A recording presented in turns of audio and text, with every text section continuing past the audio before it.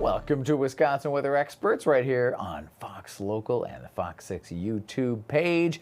It is the last Monday of April. Wow. Yeah, and we're going out feeling more like the last Monday of June or July. Absolutely. Lots of heat, lots of humidity, and potentially a lot of storms out there as well. Yeah, we're going to talk a lot about the severe threat, not just here locally, but all across the Upper Plains a little bit later on in the show. Yeah, that's right. We always like to start the show off with kind of a look around at some other weather video that's come in, especially on Monday. We get to look back at the weekend. Where are we going first, Steph? Take a look at this. This is in Georgia. Oh, wow. This is from Friday. You can tell how heavy the rain was, as well as how strong the wind is. And it almost looks like it's immediately pooling on the pavement there. So one of the spots Friday, many along the East Coast dealt with some decent heavy rain to end the work week. Yeah, that's right. Now we go to New York City on Saturday. Similar downpour. Not quite the same wind, although to be fair, in New York City, the wind direction is key because there are so many large buildings. If it lines up with buildings, it kind of creates a wind tunnel effect. If it's blowing across them, kind of cuts the wind a little bit. But that downpour, pretty significant.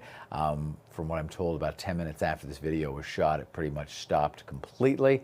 If you've ever been in New York City when it rains like this, the freshness of the smell right afterwards is wonderful, and then about 10 minutes later, less so. But it's a nice little wet dog smell. Yeah, it's like a cleansing rain, and then yes, there's a little bit of a wet dog smell kicking in there. From there, we go to Oklahoma, right? Yeah, check out this. Speaking of heavy rainfall and flooding, this was a front yard, as you can see. This was actually video that was posted to X. I got to be honest with you, when we had our severe weather, what was that? Not last Friday, but the Friday before Easter. That's what my yard looked like. We got such heavy rainfall. This photo or this video was posted to X earlier. It shows flooding outside of this woman's home in Lawton, Oklahoma. If you know where that's at, it's about 86 miles south of Oklahoma City. The National Weather Service warned that those storms could bring also winds over 70 miles per hour, golf ball sized hail, and well, you can see the hail there. Look at it splashing into the floodwater. And just look at the water flowing down that roadway or Another driveway. Great reminder that water can flow 6 to 12 miles an hour. That'll take you right off your feet with just a few inches. The few more inches and your car is floating. And once your car is buoyant, it's just going to go wherever the floodwater goes. Yeah, so exactly. That's why we say to stay out of floodwater for sure. Now, we may see some similar scenes today. There's a lot going on in the atmosphere. It is one of those really difficult days. It is. And we've been talking all morning long. If you watch some of our newscasts on Fox 6, there's a big if almost to today's forecast. So there's a lot of scientific reasoning as to what could or could not happen today. And for that, we have meteorologist Tom Walks to explain it all. So let's break down our severe weather risk for our Monday night. It's going to be a windy and warm day here today, but cooler right along the lakeshore in places like Wind Point, Port Washington, Sheboygan, where southerly winds are technically coming off the lake, so it keeps those areas cooler. So it is possible to be much cooler along the lake this afternoon as a result of that wind. Now, there's a slight chance for a thunderstorm as we head throughout our afternoon hours. The greatest chance, though, is after 9 o'clock tonight. Now, the risks include hail, wind, and tornadoes. The greatest risk, as we've been talking about here, is west of us, across parts of Minnesota, Iowa, western Wisconsin as well. It's also possible that only a few storms form. But wait a minute, how can we have such a high risk for severe thunderstorms in parts of the upper Midwest, but yet it still might not totally happen? This is where science really comes into play, the ingredients, so to speak. We often relate it to cooking, right? When you're making a meal, you have to have just the right ingredients for it to taste just right. The atmosphere is very much the same way. You have to have just the right ingredients for storms to form. And we're going to be pretty much there this afternoon and tonight. The question is, will all the ingredients be there? So the favorable ingredients in our atmosphere are the heat, the moisture, the lift in the atmosphere, and by that we mean we're going to have what we call a trough of low pressure coming in from above us, and we're going to have a cold front heading towards us as well. All of that is providing lift in the atmosphere. So think about that for a minute. When air rises, what happens? It cools, right? If you were to go to the top of a mountain, it would get colder, right? So as air is forced up by this storm system, it gets colder. Those air parcels get colder. It cools to the dew point. Then it condenses out into clouds and eventually showers and thunderstorms. So that's why lift is important. And then finally, wind shear. That is also very important when we're talking about severe weather. What is wind shear? You might hear about that when it comes to airplanes, for example. A lot of pilots will talk about wind shear. That's a change of wind direction or wind speed with height. Why is that important? Well, as the winds get stronger as we go up, that can actually tilt the updrafts of thunderstorms, keeping them alive longer. And with the wind direction, what we call directional shear happening, that can cause spin for tornadoes. So those are the favorable ingredients we have in our atmosphere long before any storms form. The unfavorable ingredients for us tonight will be what's called a capping inversion in the atmosphere, effectively a lid on the atmosphere, a warmer air aloft, preventing that air from rising, acting like a lid. Will that lid break? That's one of the questions. The other question is the timing. Now, typically, the later storms form or the later storms move through, the weaker they are. So if they come in the middle of the night, they tend to be weaker than in the heating of the day in the afternoon. So timing for us, not on our side when it comes to the strongest of the storms. So here's the bottom line.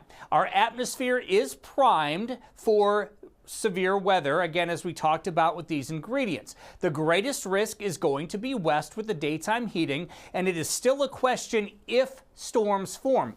But if they do, it's going to tap into quite a volatile atmosphere. And here's what we mean. We're really peeling back the layers here because this is showing thunderstorm energy in the atmosphere, and you can see it building in Iowa and Minnesota this afternoon. Look at this. Really perfectly correlated with where the greatest risk for severe weather is when we're talking about those Storm Prediction Center outlooks that we show you, right? You can see it's 7 o'clock tonight, western Wisconsin, eastern Minnesota. Then it makes its way into our area as we head into the overnight hours, but you'll notice the energy here gets a little bit less and a little bit less the farther east that it goes. So as we go into the overnight hours, any mode of severe weather is possible, hail, wind, and tornadoes, but I think the greatest risk is, well, where the Storm Prediction Center has it aligned right now, which is off to our west. So bottom line is this.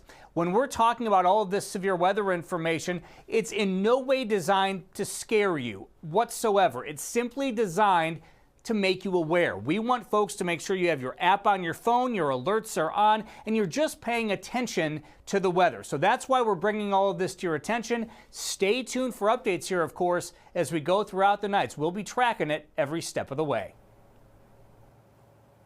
Yeah, very, very good look at the different aspects of today's forecast. So with all that in mind, let's turn it over to Steph now and take a look kind of at the bigger picture here. Right, exactly, because this isn't just here in southeast Wisconsin. Remember, there's a big area under this severe threat, especially portions of the upper plains into the Great Lakes region. But technically, you know, this thunderstorm, severe thunderstorm outlook extends all the way down into Texas for today. But the bullseye, as you can see, that red area, that is that level 4 moderate risk for severe weather. And not just your normal run-of-the-mill severe weather. Unfortunately, we are talking very large hail, potentially strong tornadoes over that EF2 strength. So there really is a decent threat for severe weather across our area, and especially out towards the west, which does include western Wisconsin. But even here in southeast Wisconsin, we do still have a slight near Lake Michigan, and then the rest of our immediate area and the rest of the state, as you can see in orange, that level 3 enhanced risk. Remember, these are basically categories between, we'll say, level 1 and level 5 that give us a really good indication on who has a threat for severe weather, a lower threat to the greatest threat here. So just think of it as a scale of 1 to 5. And we've got that 2 and 3 here locally, and out towards the west, that level 4. Now let's break it down just a little bit more, because this is interesting. We don't always have the opportunity to go into some of the specific threats. These are also put out by the Storm Prediction Center. They're just specific threats. So this is the tornado threat for today. Notice how we still have those levels here, marginal up to high, that category 1 to 5. But something else that we have today, which we don't often have, I'd say, here across the state of Wisconsin, you see these black hatch marks. That's exactly what we call them, just hatches here. That also adds the potential for significant severe weather. So as I just talked about, maybe some stronger tornadoes in a handful of communities over EF2 strength. So this also gives us a better indication that these really could produce some very strong storms, including the potential for those stronger tornadoes, large hail, and very strong straight line winds as well. This is the hail outlook from the Storm Prediction Center. Once again, we still have across much of the state here and out towards the west an enhanced risk for bigger hail. And then we also still have those black hatch marks with it in this setup, I should say, could mean over 2-inch size hail. Now that is still, may not potentially be that big, but it just goes to show that our atmosphere may be primed enough for some of those significant types of hazards. And then when it comes to the wind outlook, the same trend here. Everybody has the threat for strong wind over 60, 70 miles per hour. And that would more so be the strong straight line wind, not the wind that would accompany a tornado. So here's our setup here. All is fairly quiet at the moment. Most of the thunderstorm activity the first half of today has been across northern Wisconsin as well as Minnesota. Low pressure system still off towards the west, though, same with those frontal boundaries. So we have some time still for these thunderstorms to develop. Again, as Tom mentioned, I think the big story for today is that if thunderstorms materialize, they will have the potential to be very strong or severe thunderstorms, but there's also the chance that we don't end up seeing much, especially if we have that capping inversion here this afternoon across our area. We do have a few cells here, not too far from the Milwaukee area. Nothing strong, nothing severe, just some heavier pockets of rain passing through, and we'll really be watching what comes together in the coming hours out towards the west. But zooming in a little bit more, most of the action right now across Wisconsin, across portions of Fond du Lac, Sheboygan, Manitowoc County, you can see that cell. These are all trekking northeast and once again, not really bringing any major threats at this point. Even out west towards Iowa, there's really not much at the moment. So we are in that waiting time frame right now. We'll wait to see what comes together out west and how it makes its way eastward. Now here's a look at sky vision in the coming hours, and keep in mind, our models still aren't bringing too much in the way of thunderstorm activity to us here locally in southeast Wisconsin, but really notice this afternoon how some of these storms could develop out western Wisconsin, Iowa, maybe another line along that cold front out west in Minnesota by early evening. So we'll see. They may weaken as they reach eastern Wisconsin, though northern Wisconsin models have been pretty consistent with bringing in thunderstorm activity today. And then one thing is for certain, as that cold front moves through late tonight, it will likely bring in at least some type of line of thunderstorms. It may not be as strong here in eastern Wisconsin. It is expected to be pretty strong in western Wisconsin, but that's not going to be until late tonight, if not during our overnight hours. So we've got some time to really watch how that develops and, of course, watch it move off towards the east. So your main takeaway for today: our severe weather threat, as Tom mentioned earlier, is conditional on if these thunderstorms actually develop. I think one thing we'll really have to watch is that potential for our capping inversion. We also may not have as much lift, although as those frontal boundaries get closer, that will bring us what we need. So just a reminder, be weather aware if you're out and about enjoying some of our beautiful temperatures. It's going to be a warm day today. Just make sure you have that Storm Center app. Make sure you have Fox Local, what you're looking at right now. Remember, if there's inclement weather, we'll be broadcasting so we can get you all the information you need to know. Just make sure you have a way to receive those alerts. And just a quick check of temperatures here throughout the day today, because it is going to be a warm one. A lot of inland areas today going to reach into the 80s, maybe just a bit cooler near Lake Michigan, because we will have that lake breeze. In fact, we already have that lake breeze at this point, so maybe some 70s, but otherwise everybody else inland expected to climb into the upper 70s and low 80s. It is going to be a warm one. After these thunderstorms end early tomorrow morning, calmer conditions pretty much the rest of the week. We have a couple of rain chances, maybe Wednesday, Thursday into Friday, but nothing as compared to what we could potentially see later on this afternoon. That is the latest look across the region when it comes to our severe potential. We're going to take a live look outside right now, and we'll have plenty more to talk about on the other side of the break.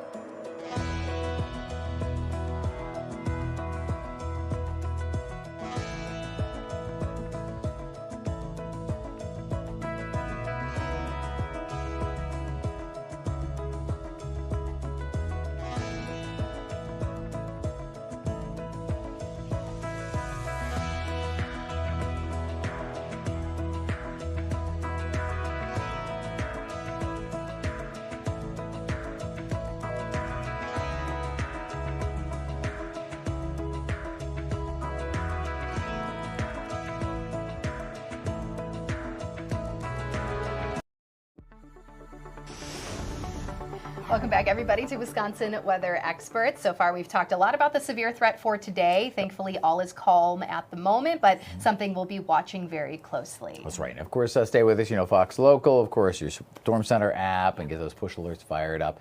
Make sure we can let you know what's going on. Again, we'd like to take you around other places as well as part of this show, and we talk about things beyond the weather, but connected to our Earth, and some tragic news out of Ecuador following a strong earthquake that hit near the country's capital.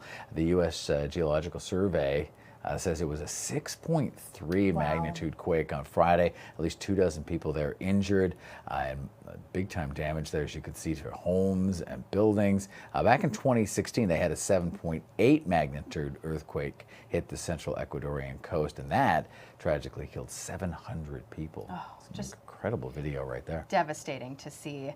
And now we'll talk more about flooding. You know, flooding's been a big story down south as of the last couple of months. We're thinking, you know, Kentucky after those numerous rounds of showers and thunderstorms. You know, we talked about all of the flooding that happened around the distillery. The Louisville area. Right, exactly, that historic distillery. And although the floodwater is receding and has receded, an isolated pool of water about a quarter of a mile from the Kentucky River was discovered full of stranded fish. Wow. So students, I know, isn't that amazing? This is Frankfort, Kentucky. Yeah. I know I said Louisville, which was also hit, but this is Frankfort, Kentucky at the Buffalo Trace Distillery. Yeah, and so students, as you can see here in this video, at the Kentucky State University's agricultural program, they helped in a 2-day fish rescue program.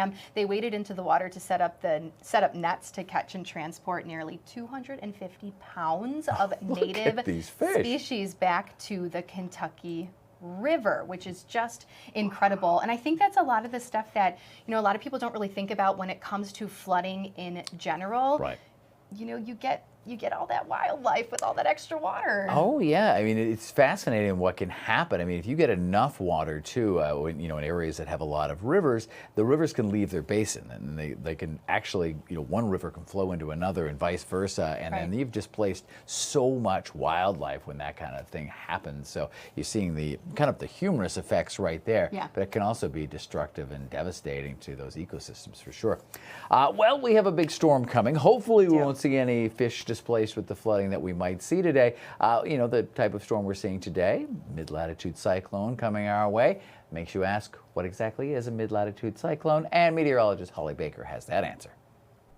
Welcome back to Wisconsin Weather Experts Dictionary. Here's our next word of the day. The word is mid-latitude cyclone. So what is a mid-latitude cyclone? When you hear the word cyclone, you automatically probably think of tropical weather like hurricanes. Well, those are cyclones too. However, a mid-latitude cyclone has a comma-shaped, whenever you're looking at satellite or radar imagery, it's going to be comma-shaped. It's going to be very, very large. And what they are, they're very much a large-scale, low-pressure system that forms with pretty much weather fronts that move through our area. So cold fronts and warm fronts are usually associated with these mid-latitude cyclones, and they usually occur within Earth's actual mid-latitudes.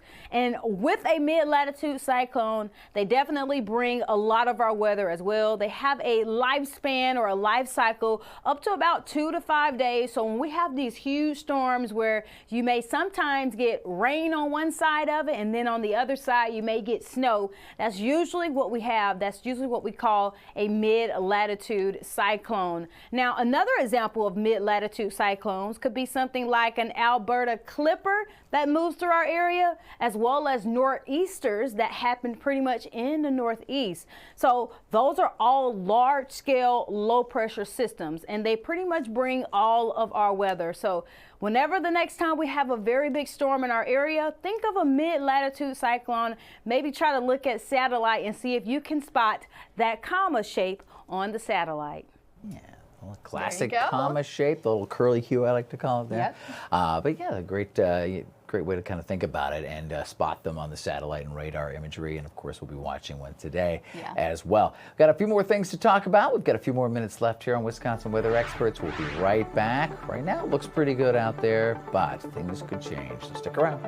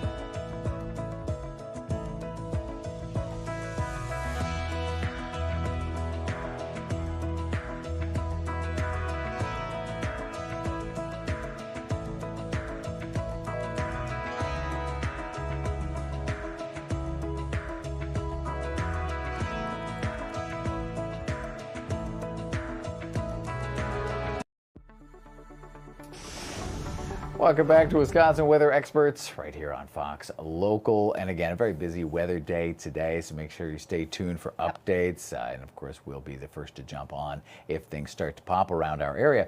And if you ever have any questions, or maybe you spot a cloud and you're not sure what that cloud's all about, or maybe you just always wanted to ask a weather person something. Well, click on the QR code and feel free to ask away. I had a really quick one today that we didn't make up a graphic, but I thought we could address it without a graphic. But why do we worry about, fog reports when they're a mile? A mile's pretty far, you can see that. Well, because of course the observations are taken several miles apart and conditions can rapidly change. So if it's a mile at Milwaukee and it's a mile at Waukesha, I told Barry, who had the question, it could easily be less than a quarter of a mile, somewhere in between. So we're always cautious anytime it's around that level. But if you've got a question like Barry had, click the QR code and send it to us. We'll do our best to answer that.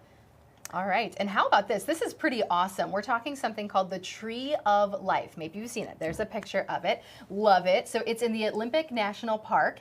It became a symbol of resilience of the year, but it may be coming to an end. So the tree gained its name from surviving in what is considered an unsurvivable environment, unlike the normal spruce tree surrounding it. So this tree looks flattened and mangled with its roots completely exposed, clinging to the cliffs in an eroding beneath it. So people connect with this tree as it can resemble going through life, kind of an anomaly, right? And just trying to do your best. I love it. Those images are pretty incredible, right? Yeah, great social media pics for sure. So the tree roots continue to sink into the ground. People have created a memorial for it with rocks. And while weather plays a role in the tree struggling, humans have also added to the problem, unfortunately.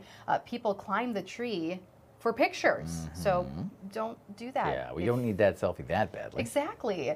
Now, some believe the Tree of Life has less than 1 year before it falls completely. If you want to see it, by the way, it's a 3-hour drive from Seattle, right near one of the campgrounds parking lots in that area. Kalalock, I think is what that campground is. Great pictures, and I could see why it's a social media darling for sure, because it makes for. But stay off of it. Let's enjoy every moment we have with the Tree of Life, because it's very cool, and it really has given people that kind of sense of struggle and survival and growth despite every reason not to. Right. Right. The symbolism. It's lovely. Right. It's like Jeff Goldblum from Jurassic Park. Life will find a way.